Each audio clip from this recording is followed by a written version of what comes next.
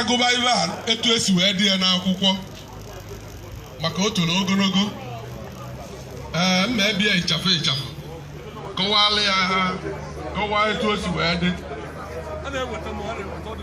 na ife a mee tata bụ ife pụrụ iche n'ụmụ ndụ niile na n'ala Igbo niile. Unu gee ntị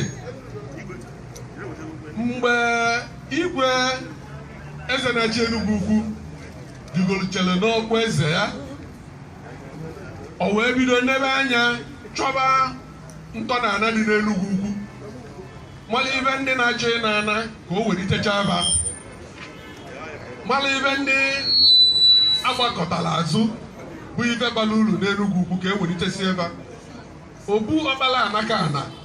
Ụfọdụ n'ime anyị tupu igwe abata adị anụ maka ya mana ọnya kwuru kpom awọ ji wee gbafu.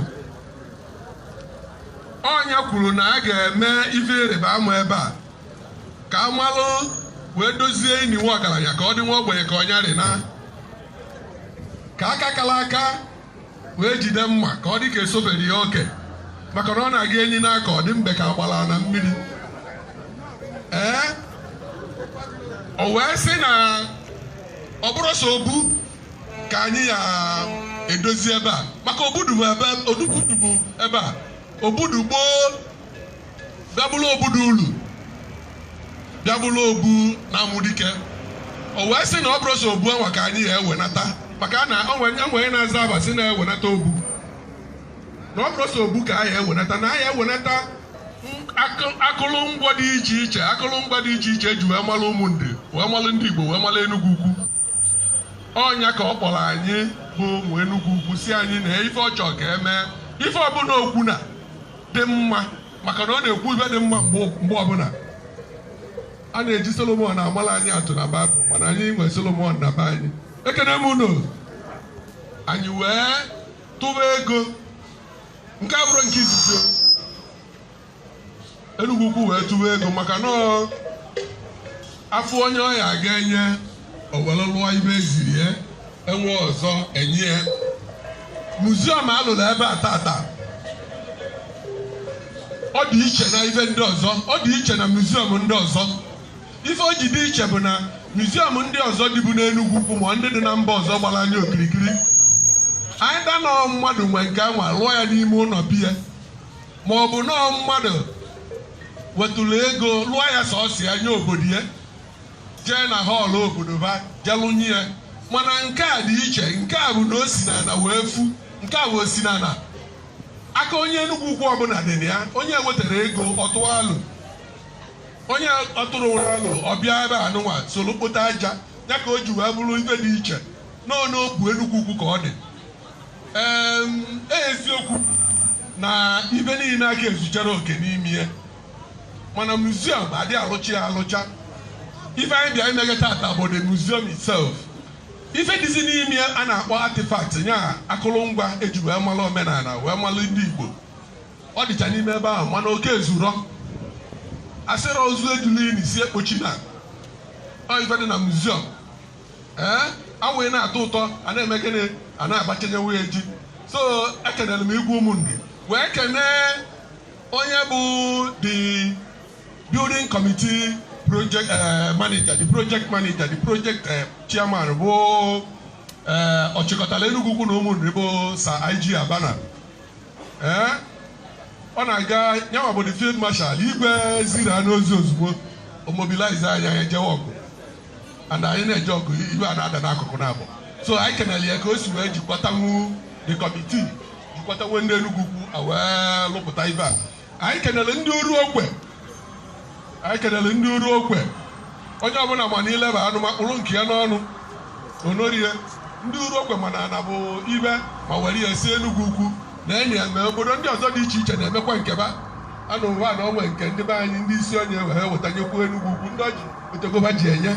Etu a ka obodo si aga n'iru. Obodo onye nwe nke enye na-eweta na-etinye n'ihe Enugu Ukwu ka Enugu Ukwu na-aga n'iru.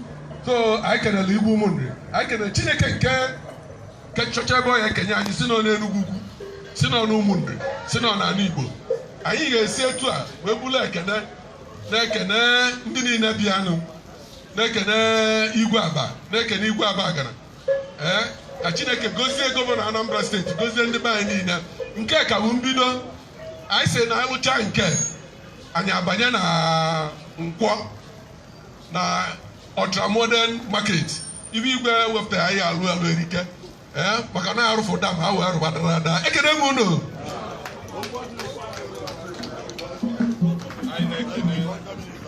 anyị na-ekele ọzọ mbụ okwu atụ egwu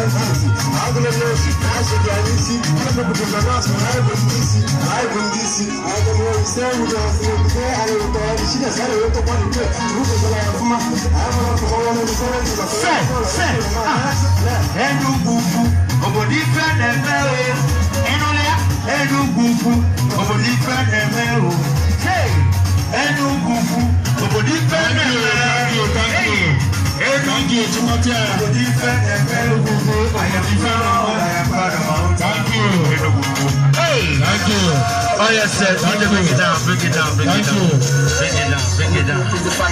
Oh yes, sir. Thank you very much for this.